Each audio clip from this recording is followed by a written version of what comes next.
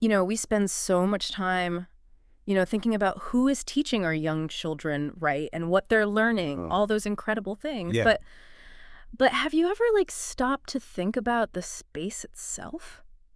The actual building, the room, Yeah. Loris Malaguzzi, Yeah. a real visionary in early childhood education. Right. He called the physical environment the third teacher. And that Yes. powerful idea, how those actual spaces where our kids, spend their days learning and growing, Yeah. how those spaces profoundly shape who they become. Right. That's what we're diving into today, Good. specifically for you. So we've got some fascinating research in front of us today.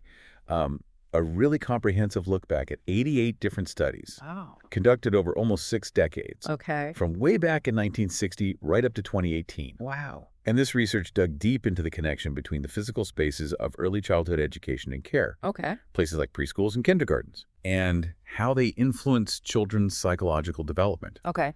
We're talking about how these environments affect everything, from their behavior and how they think to their emotional well-being. Okay, so our mission today is to kind of cut through all that research and pull out the truly essential insights. Right. We want to give you a clear picture of what the science says about how these ECEC spaces Yeah. impact young minds and maybe even uncover a few surprising nuggets along the way. Hopefully some nuggets. Okay, let's unpack this. So what's fascinating here is that while it feels obvious that our surroundings matter, Yeah.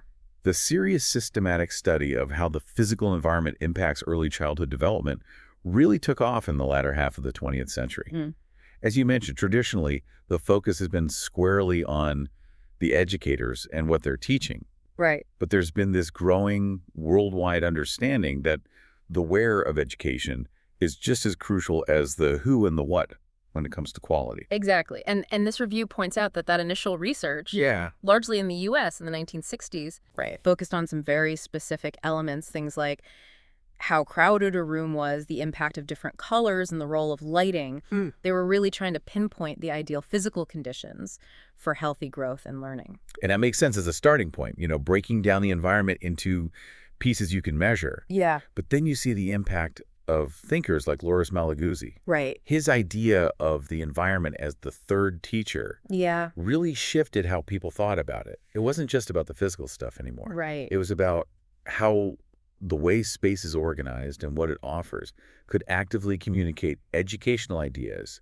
and really shape a child's development during those incredibly important early years. It's such a powerful way to think about it, isn't it? It is. The space itself having a teaching role. Yeah. And it wasn't just him. The Italian architect Mario Botta even said that building a school is the first pedagogical act, really emphasizing that the physical space isn't just neutral. It has built-in educational implications right from the start. And, if we connect this to the bigger picture, Yeah. it really highlights how everything in an educational setting is connected. Mm. As the review stresses, the physical environment doesn't exist in its own little bubble. It's deeply intertwined with the psychological experiences of the children and all the social interactions that happen. Right. They give a really clear example, actually, about writing materials. Okay. Just having pencils and paper lying around, that's the physical part. Mm-hmm. Doesn't automatically make a child better at writing. Right. The psychological outcome. It's when the educators actively encourage and support their use, Yeah. maybe showing them how to hold a pencil or praising their attempts. Yeah. That's the social dimension. Right. You see the real impact on literacy. That's such a key point. And it goes beyond just objects. The review also touches on this concept of space being co-constructed through the everyday interactions between children and educators within that physical setting. It's not just a static room. It's something that's constantly being shaped by how people use it and how they relate to each other within it. Right. Think about how a group of children might rearrange blocks in a play area throughout the morning, constantly redefining and co-constructing that space based on their evolving games and interactions. You can imagine how the feel of a classroom might change depending on the energy between the kids and the teacher, even if the tables and chairs stay in the same place. Right. The review also mentions these rating scales, like IDERS R and ISERS R, tools used to assess the quality of early childhood settings. Right. It's interesting that these tools specifically include ways to measure the physical space. Yeah. Things like how the space is organized and the kinds of materials that are available. Absolutely. These scales really reflect the growing understanding that the physical environment is a crucial indicator of quality. Okay. However, the review also brings up a really interesting point about the history of this research. Okay. The focus hasn't been equal across all age groups. Right, they found this huge imbalance. Yeah. Something like a 10-to-1 ratio of studies looking at school environments compared to preschools when they searched the PsycInfo database. Right. That's a massive difference, isn't it? It makes you wonder if our understanding of how preschool spaces impact development is as robust as our understanding of school environments. What are the potential blind spots that this research gap might create for parents and educators of younger children? That's a great question. The review suggests some possible reasons for this imbalance. Okay. Perhaps there's been a greater emphasis on academic outcomes and formal learning processes in the context of formal schooling, leading to more research into how school buildings and classrooms might influence those specific aspects. That makes sense. Yeah. You can see how research might prioritize things like classroom acoustics and their impact on test scores for older children. Right. But it's good to hear that the review highlights an increasing policy focus on the quality of physical spaces in early childhood settings. It suggests a growing recognition that those early years are just as critical, if not more so, for laying a strong foundation. Indeed. And when we talk about these spaces, it's so important to consider them from the perspective of the children themselves. Yeah. The review dedicates a significant portion to exploring how children perceive their ECC environments. And it paints a picture that can be quite different from how adults see things. This was one of the most fascinating parts for me. The idea that children have their own very personal ways of seeing these spaces and that they can actually tell us what they prefer. Right. The review talks about studies where kids were asked to draw their preschools, and it's amazing which details stood out to each child. Yep. Some focused on the chairs and tables, others on the toys, and some even on the adults. It really highlights how they each make the space their own in their minds. It's so interesting. And what's also really striking is their apparent preference for outdoor spaces Yes. that have natural elements or a mix of natural and manufactured things compared to playgrounds that are purely artificial. Right. They tend to find natural environments more exciting Yeah. and see more possibilities for play and exploration compared to the predictability of a typical playground structure. Right. So if you're thinking about your child's school or even your own backyard incorporating natural elements, it seems to be a real plus. Yeah. Something you might see firsthand if you've ever given a child a stick versus a plastic toy. Right. The stick seems to unlock so much more imagination. Totally. Right? They see more opportunities to experiment and be creative in areas with things like trees, sand, and water. And when they're outdoors, they seem to feel a greater sense of freedom and independence and more chances to connect with each other. But interestingly, they also seem to think there's a higher chance of getting hurt in those outdoor spaces, probably because of the uneven ground and more active play. Right. And it's fascinating that they seem to have a very specific idea about what adults do outdoors. What's that? Mainly that they're there to help if someone gets injured. This suggests that they might prefer more autonomy and less direct involvement from adults during their outdoor play. Okay, this next point really made me think. Okay. The review points out that children actually notice and even invent spaces that adults might not even be aware of. Oh, wow. They create imaginary places and reinterpret the existing environment in ways that adults might completely miss. That's fascinating. There's a quote in the review from Kennedy who suggests that for a child, the physical environment is probably not space in the sense in which we understand the term, but a person.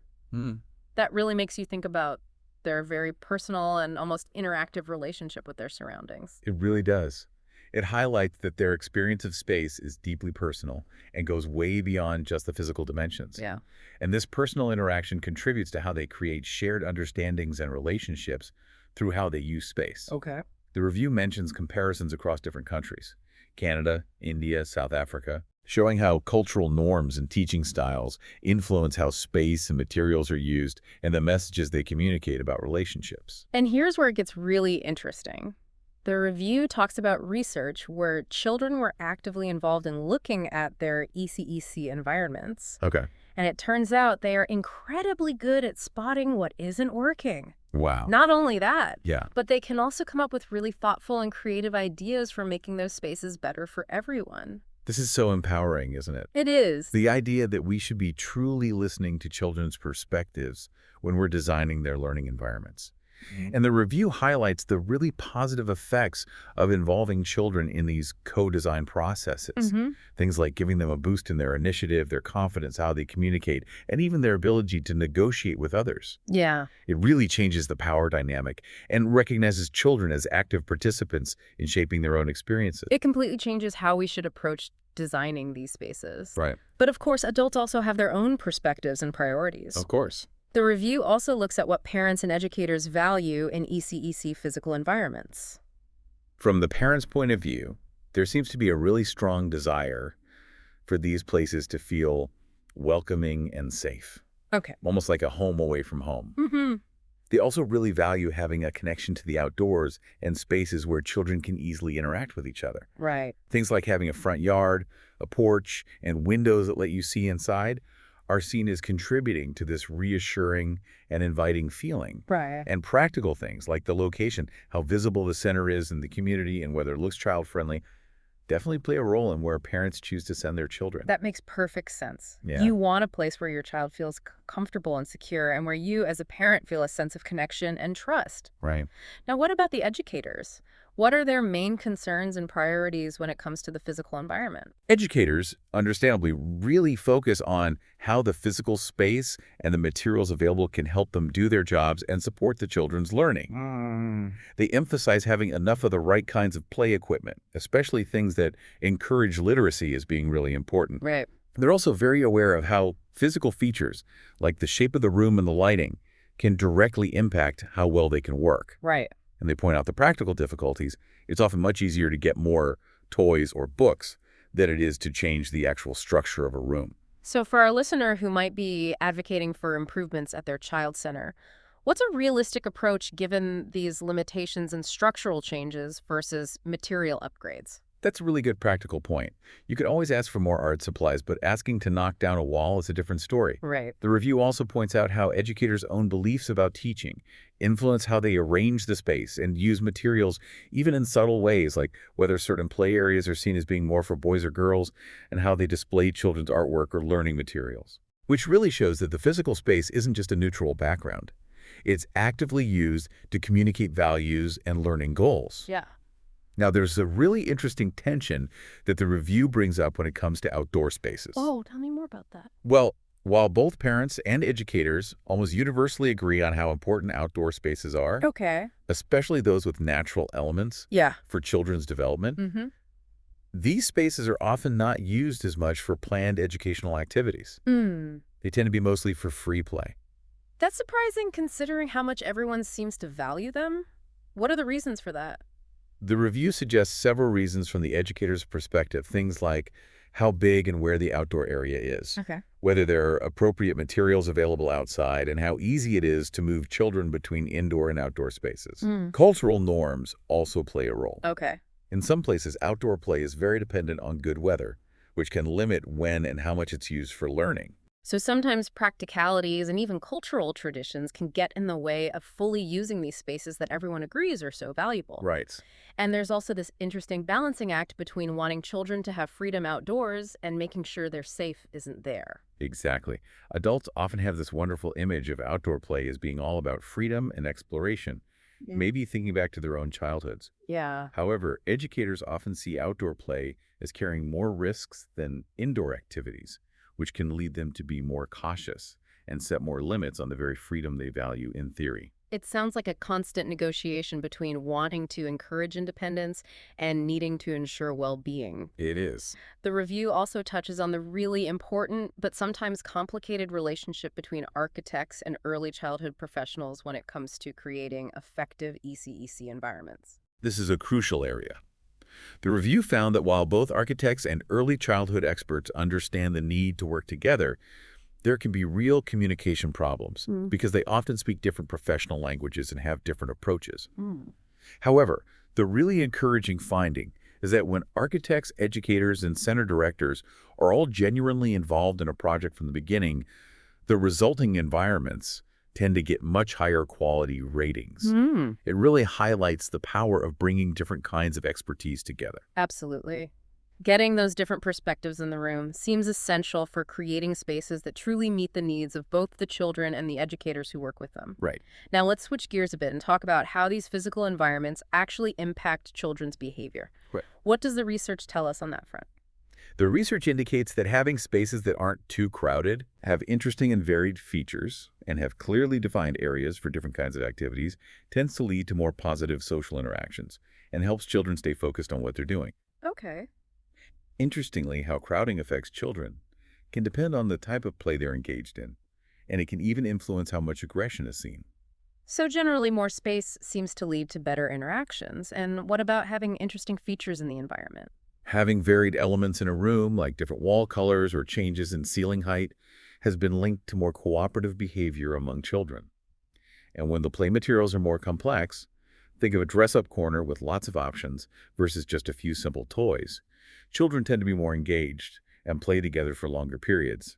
Having clear designated areas for different activities also helps them to focus and encourages exploration and working together. It sounds like a well-organized and stimulating environment almost provides a framework for more positive and focused behavior. What about outdoor spaces? How do they influence behavior? Outdoor spaces that are easily accessible and have materials that are the right size for children seem to encourage more complex play that involves both thinking and social interaction. Okay. Specific features like tunnels can be particularly engaging.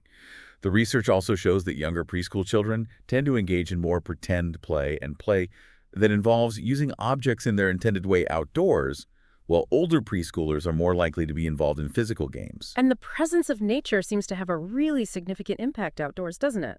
Absolutely.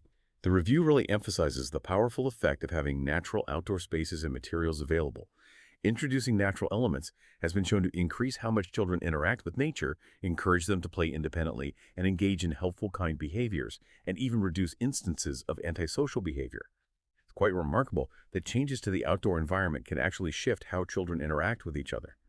So a child who might be more dominant on a traditional playground might find their social standing shift in a more natural play space. Exactly. And nature play in general appears to enhance crucial skills, like being able to make choices, solve problems, stay engaged, and manage their own emotions.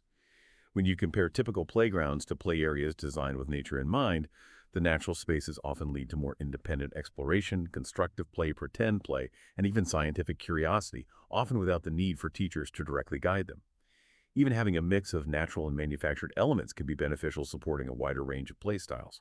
And for very young children, those open-ended natural experiences are vital for their exploration and sensory development. It really reinforces the importance of bringing natural elements into early childhood environments whenever possible. Right. Now let's move on to how the physical environment affects children's cognitive development, how they think and learn. Okay. What does the research tell us there? The research suggests a clear connection between learning to read and write and having dedicated literacy areas with plenty of materials like books and drawing tools. However, and this is a really important point, this positive link is much stronger when educators actively support and encourage children's use of these materials. It's that constant interaction between the physical environment and the social interaction with teachers.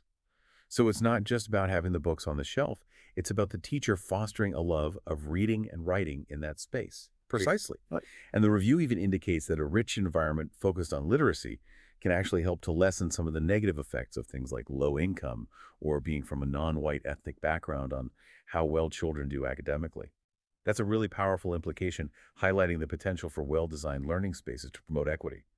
What about other aspects of cognitive development? That's a powerful thought. Outdoor spaces have a clear positive impact on the development of motor skills, especially things like balance and coordination, which is likely due to the more varied and uneven surfaces they offer. When it comes to overall cognitive skills in younger preschoolers around 3 years old, the quality of the classroom environment, such as having good spaces for social interaction and clear boundaries, does seem to play a role. However, this connection isn't as strong for older preschoolers. That's interesting. Maybe as they get older, other factors become more important in their cognitive development. It's possible. The review also mentions some more specific findings, like how being in crowded spaces can negatively affect a child's ability to focus on a specific object against a background, although it doesn't seem to directly impact their pre-academic skills. And surprisingly, using brightly colored play surfaces has actually been found to potentially make it harder for children to pay attention during activities that require focus. That's counterintuitive. You'd think bright colors would be more engaging. You would, but the research suggests they might be too distracting when children need to concentrate. Importantly, the review highlights a clear positive link between the amount of time children spend outdoors and their ability to pay attention, and a negative link with symptoms of inattention and hyperactivity. This really supports the idea that outdoor experiences have significant cognitive benefits. That definitely aligns with a lot of what we hear about the benefits of nature for focus and overall well-being. Finally, let's explore how the physical environment influences children's emotional development, how they feel, and how they express their emotions. This is an area where the research is still growing, but there are some interesting insights. The review suggests that high-quality physical environments in preschools might actually help to prevent social-emotional problems in children. One study that used the ESERS-R, a way to evaluate the quality of early childhood settings, along with the DECA-C, which looks at young children's social and emotional skills, showed a connection between the quality of the physical space and positive factors like initiative and self-control. However, the researchers point out that we need more studies in different contexts to confirm these findings. That's a promising area for future research. What specific features of the environment seem to support social-emotional well-being? Creating a homey feel with comfortable, cozy spaces and attention to beauty in the environment seems to be important in childcare settings. Things like unity, how well different parts of the environment work together, and pleasantness, the overall feeling of comfort and safety, have also been linked to positive emotional development. For toddlers, having a sense of being in control, having some private space and opportunities for exploration and quiet time in their daycare environment seem to support their overall well-being. Even something as simple as having activity areas that work well together located near each other seems to contribute to a sense of competence in younger preschoolers. So it's about creating a space that feels nurturing and supportive, both in terms of the physical layout and the emotional atmosphere. Exactly. The review also emphasizes how the ECEC environment interacts with the home environment, noting that if children experience crowded conditions in both places, it can have a greater negative impact on their emotional and behavioral well-being. On the other hand, having safe, clean, and stimulating spaces in both settings is linked to more positive caregiving. Even having a good variety of play materials available at both home and in daycare seems to be connected to toddlers, showing more independence and experiencing more positive emotions. And children's need for privacy and personal space is also really important, isn't it? Yes, it is. The review discusses how children actively seek out cozy and intimate spaces with younger children, often preferring softer elements, and older children sometimes wanting more clearly defined private areas. When these kinds of spaces aren't readily available, children will often adapt by finding other ways to have some private time, like hiding or creating their own little nooks. It's a reminder that even very young children need those opportunities for solitude and self-regulation. And it seems like, once again, being in nature has a positive effect on their emotional development. Absolutely. The review concludes by highlighting the positive emotional impacts of natural outdoor environments, including an increased sense of empathy and care for nature, as well as improvements in their ability to make choices, solve problems, and manage their own emotions. So, across the board, whether we're talking about behavior, how they think, or how they feel, the physical environment in early childhood settings plays a really significant role. As we start to wrap things up, what are some of the main themes that really stand out from all this research? Several key themes come up again and again.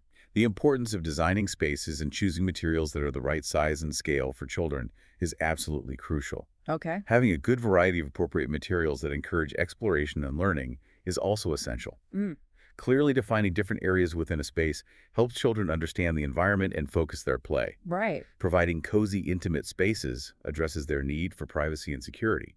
And of course, ensuring that the environment is clean and safe is fundamental for their overall well-being. These all seem like fundamental principles, but it's so valuable to see them backed up by such a wide range of research. It is. And the way we understand the role of the physical environment has really changed over time, hasn't it? Yes, there's been a real evolution in our thinking. Mm, We've moved from seeing the physical environment as just a neutral container to understanding it as a dynamic and active part of children's development, something that is constantly shaped by the perceptions and relationships of everyone within it, both children and adults. There's a growing appreciation for children as capable individuals whose ideas about their environment are important and should be taken into account when designing these spaces. So the physical environment in early childhood education isn't just a backdrop, it's an active force in shaping development. Yeah. It really makes you think about your own experiences or any times you've watched young children in different kinds of spaces. Absolutely. And this raises a really important question for all of us. Given how profoundly the physical environment impacts young children, how can we as a society do a better job of prioritizing the design and quality of these incredibly important early learning environments? How can we truly try to see these spaces through the eyes of a child? Hmm. And what small changes could we make to existing spaces that might have a significant positive impact on children's development? Those are definitely important things to consider. And if you're interested in digging deeper into any of these areas, we really encourage you to check out resources like early childhood education journals or organizations that focus on child development and learning environments. Think about how these insights might be relevant in your own life, whether you're a parent, an educator, or just someone who cares about the well-being of young children in your community. Hopefully this deep dive has given you some valuable insights and sparked some new ways of thinking about the spaces where our youngest learners grow and thrive.